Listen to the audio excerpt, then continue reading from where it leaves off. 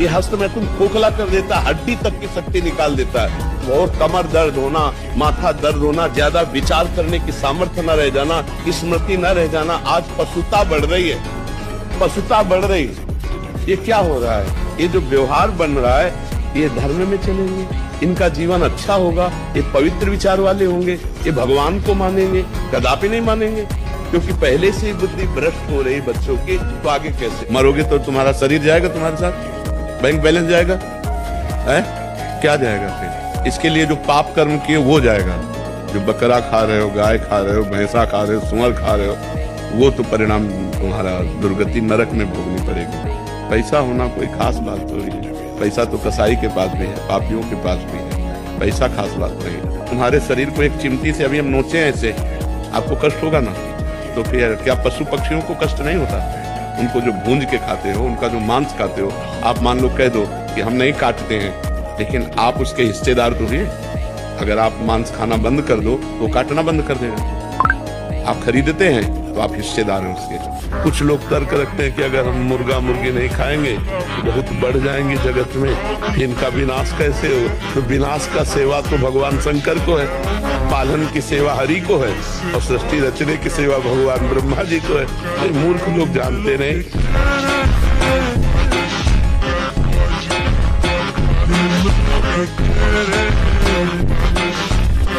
तुमसे अच्छा देखा उसकी तरफ झुक गई या झुक गए, ये प्रेम है।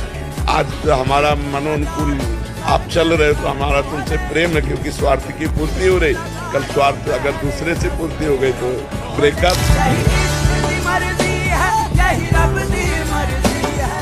उसकी मन है वो दूसरी जगह जा रही, कोई बात नहीं भाई। तुम्हारे अपना स्वरूप दिखा दिया, हमारी कोई बात नहीं, हमारा भगवान देखेगा। कहीं न कहीं ऐसा जोड़ लिखा होगा जो तुम्हें सुख देने वाला हो। ये आती तो दुख देती ना। आनंदित रहो, भगवान के भरोसे रहो और नाम जप करो, कभी कुछ गलत मत करना।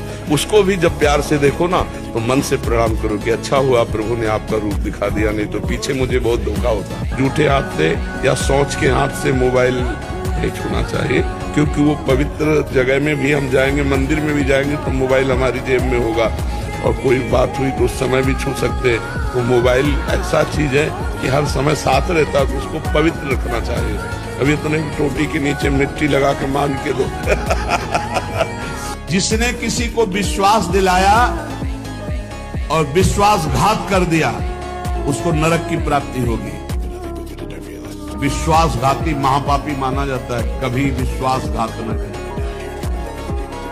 कोई शरण में आ जाए या किसी को वचन दे दे या किसी को विश्वास दे दे, फिर विश्वासघात करे, उसको नरक की प्राप्ति होगी। महाराज जी, कई साल वीरनाश करके मानसिक रोग से ग्रसित हो चुका हूँ। पिछले 5 महीने से वीरनाश नहीं किया है, फिर भी नकारात्मक सोच नहीं जाती। महाराज जी, जोशी ने बताया कि सब शनि और राहु का प्रभाव है। कोई शनि राहु का प्रभाव नहीं। करो दुष्प्रवृत्तियां और शनि राहु को दोष दो, बेकार की बातें।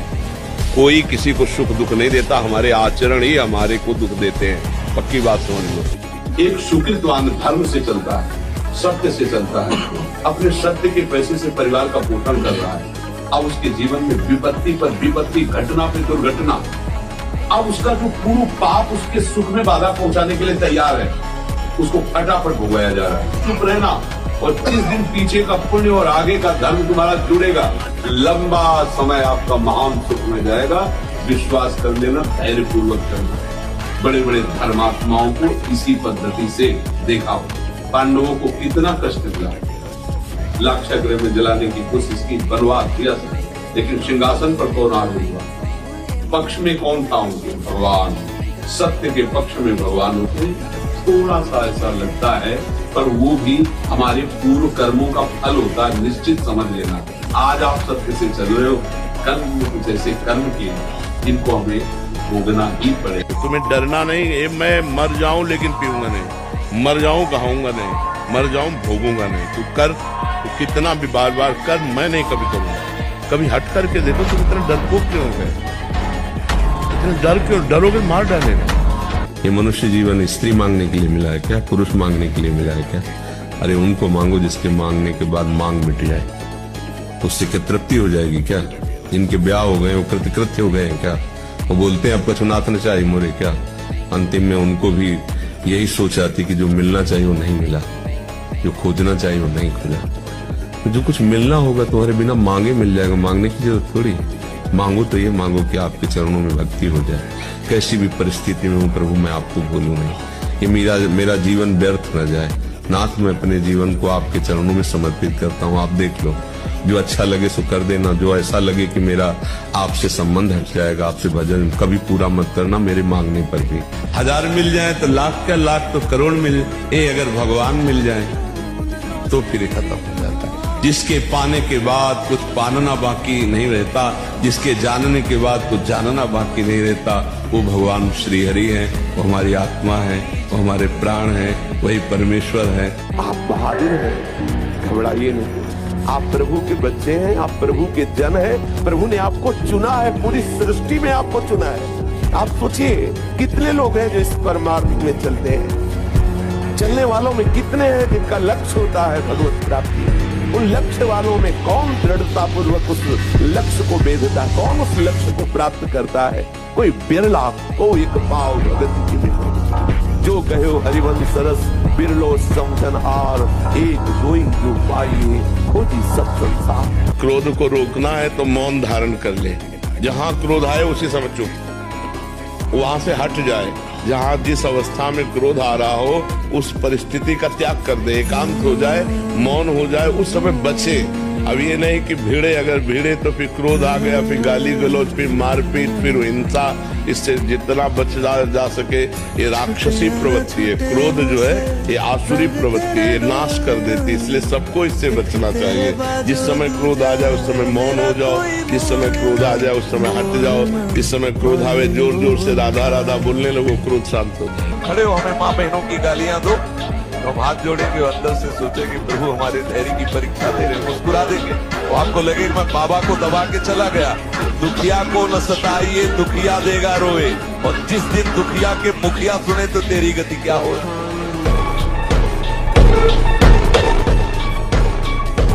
आदत है, आदत क्या करोगे? जब आदत बना ली है कई पुरुषों से मिलने की, कई स्त्रियों से मिलने की, तो तुम आगे नहीं ठीक रह सको। ये बर्दाश्त नहीं हो सकता। आप बोलो ठीक है आप गलत हो, लेकिन क्या आप ये बर्दाश्त करोगे कि आपकी पत्नी किसी और के साथ? ठीक है वो गर्लफ्रेंड बॉयफ्रेंड खेलती रही, लेकिन क्या ब्याह के बाद ये बर्दाश्त होगा कि मेरा पति किसी और के साथ? पहले अगर पवित्र जीवन होता, पाणी ग्रहण होता तो कितना बढ़िया मंगलमय होता। लेकिन प्यारे उस दिन को याद करो जिस दिन तुम्हारा आखिरी समय होगा। ना तुम्हारा फार्म हाउस जाएगा, ना महल तुम्हारा जाएगा, ना बैंक बैलेंस जाएगा, ना कोई व्यक्ति और ना ये शरीर। अब तुम्हारे कर्म तुमको भोगवाएंगे। उस समय की कौन याद करता है? अगर उस समय की याद हो तो भय लग जाए कि नहीं पाप नहीं करूंगा, क्योंकि जाना है यहाँ से। अच्छा कब जाना कुछ पता नहीं, किसी भी समय ट्रांसफर हो सकता है इस शरीर से। कहीं भी निमंत्रण हो, कहीं भी आपको बुलावा हो, पहले देखो कि मुझे यहाँ जाने से धर्म प्रतिष्ठा इस पे आँच तो नहीं आएगी। अगर आँच आ रही तो बिल्कुल ना। आज के लड़का मंदिर जाएंगे, रात भर मोबाइल देखते हैं, सुबह मंदिर जाएंगे, 4 बजे नहा के मंदिर में पानी चढ़ाएंगे। वो 8 बजे तो सो के उठते हैं। उनको बेड टी चाहिए कि मंदिर में पानी चढ़ाने जाएंगे। मतलब आपको कोई गलत ठहरा रहा है तो आप अपनी लज्जा या शर्म या उसमें नहीं देखना कि हमसे बड़ा बूढ़ा है। अगर हमें गलत ठहराया जा रहा है तो हम ठीक उत्तर देंगे। उस समय नहीं दबना चाहिए। दबा तो समझ में आ जाता है कि हाँ ये इसने गलती की है। उचित उत्तर देने में हिचकिचाना नहीं चाहिए, नहीं कई बार निर्दोष भी दोषी ठहर जाता है। नफरत तब होती है जब किसी में हम गलत भाव देखते हैं, तब नफरत हुई। आदमी बहुत गंदा है। तो चश्मा हमने लगा लिया हरे रंग का, हमें सामने हरा रंग हुआ तो हम हरे रंग को गाली दे रहे हैं। चश्मा उतारो आप फिर देखो उसको। तो माया का चश्मा लगा है तो देख रहे हो लग रहा पापी है, दुष्ट है, नीच है। भैया वो जो चीज तुम्हें दिखाई वो आप में है, आप निकाल दो उसको, पाप हटा दो, दुष्टता हटा दो, नीचता हटा दो। अगर वहां तुम्हें भगवान ने दिखाई दे तो मुझे बताना। तुम अगर हार गए हो तो कोई देख रहा है, वो ऐसा हराएगा उसे चिंता मत करो, तुम चुप रहो, बस तुम चुप रहो, वो जीत जाएगा। जो चुप रहा वो जीत जाएगा। और जो ये समझा कि देखा अब डाउन हुआ ना, उसको डाउन करने वाला कोई और है, बहुत बढ़िया डाउन कर देगा। सहन करने वाले के अंदर अध्यात्म की उन्नति होती है, और जो उसको कष्ट देता है वो अपने आप वही कर्म उसका नाश कर देता है। गुरुदेव, अगर कोई व्यक्ति किसी माता या बहन के साथ दुर्व्यवहार कर रहा हो या किसी प्रकार की हिंसा कर रहा हो, हम वहां से निकल रहे हो, तो ऐसी स्थिति में हमें क्या करना चाहिए? अगर प्राण भी बलियाद करना पड़े तो कर देना चाहिए। एक बार अपने स्वरूप में आ जाओ, भगवान के अंश हो। एक बार आ जाओ, मरना एक बार है, 100 बार नहीं। ध्यान रखो, 100 बार नहीं मरना है, एक बार मरना है, और वो निश्चित समय है, कोई बिना समय के मार नहीं सकता। मेरे माता पिता है, अब वो गलत है, एक बात कह रहा हूं, तो मेरा कर्तव्य जो है, मैं पुत्र कर्तव्य को गलत नहीं होने दूंगा। वो माता पिता के कर्तव्य से चूक गए तो मैं बेटे के कर्तव्य से नहीं चूकूंगा। वो भाई है, वो अपने कर्तव्य से चूक गया तो मैं अपने भ्रातृ धर्म से नहीं चूकूंगा।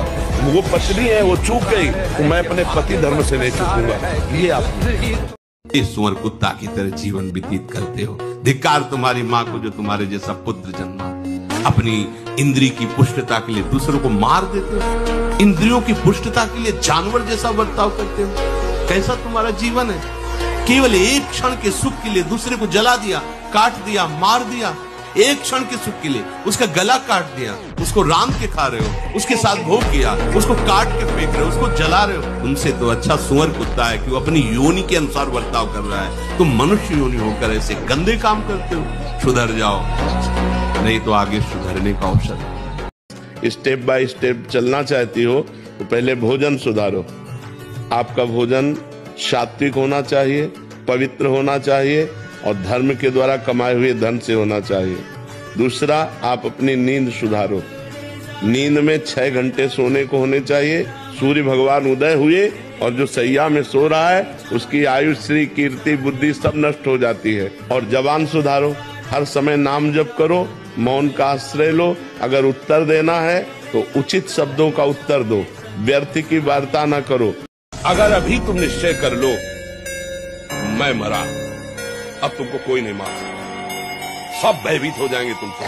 केवल एक निश्चय कर लो, आप हमारी जिंदगी की कोई परवाह नहीं। अभी अभी तुम्हारा वो भयंकर रूप आ जाएगा कि जिस गली से निकलोगे लोग अंदर घुस जाएंगे। क्यों? आपने निर्भयता स्वीकार की। वासना है, पाप, अज्ञान, इसी की निवृत्ति के लिए तुम कहते राधा राधा रटो, राधा राधा जपो, फिर देखो आपको भगवान से प्रेम होता है कि नहीं। नाम जप सब विपत्तियों का नाश कर। हरि स्मृति सर्व विपद विमोक्षणा। आज नियम लोक में शराब नहीं पीऊंगा। हिम्मत हो तो बोलो,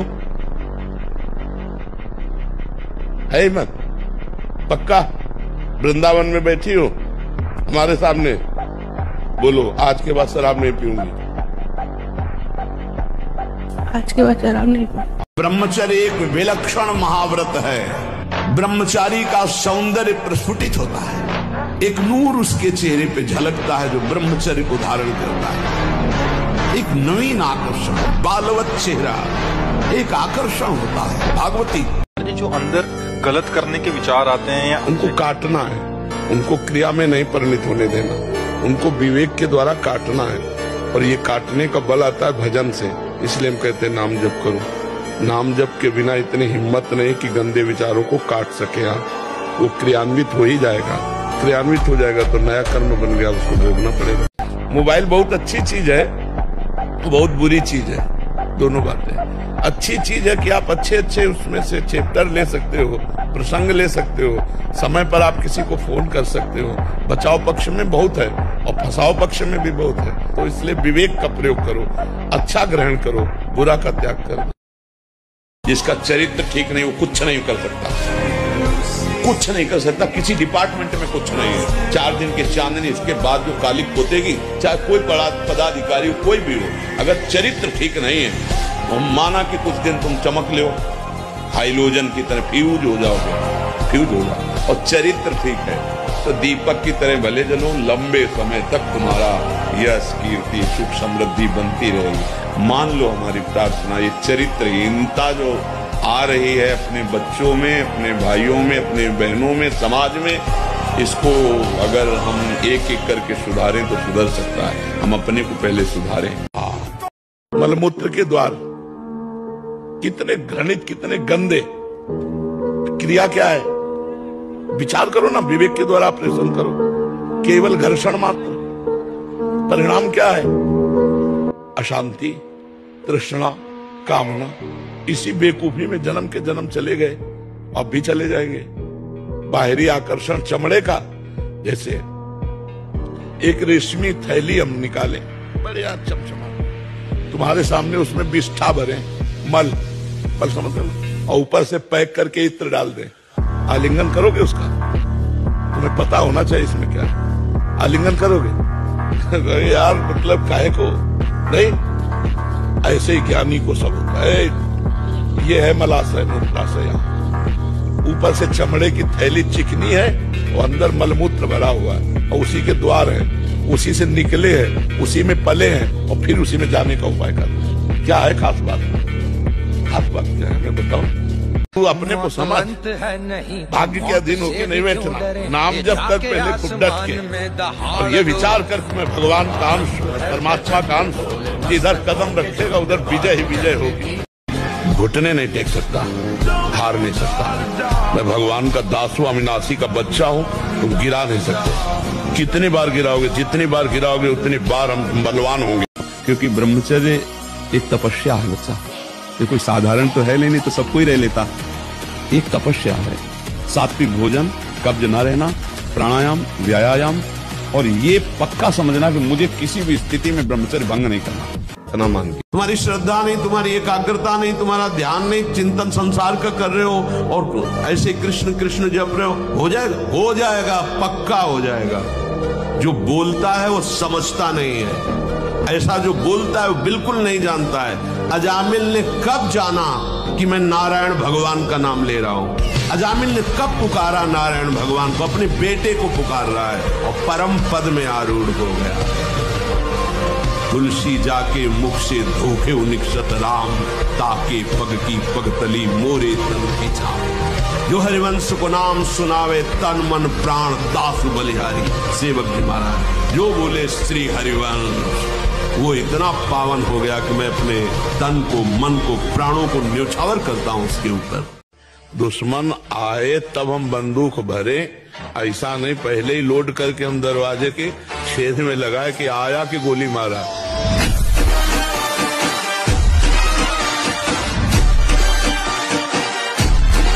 यदि तुम सोते समय जितने चेतना है उतने में तुम राधा राधा राधा, मूर्छा और निद्रा के समय हमारे आराध्य देव देखेंगे।